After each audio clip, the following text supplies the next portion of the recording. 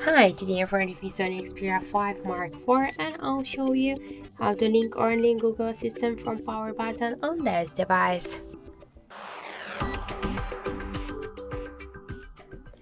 So first let's just open the settings application and scroll down to the system section. Then click here to the gestures and tap to power menu.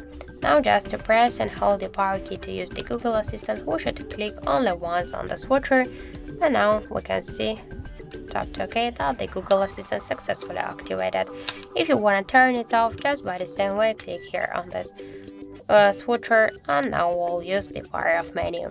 So that's it, thank you for watching, and if you find this video helpful, don't forget to leave a like, comment and to subscribe our channel.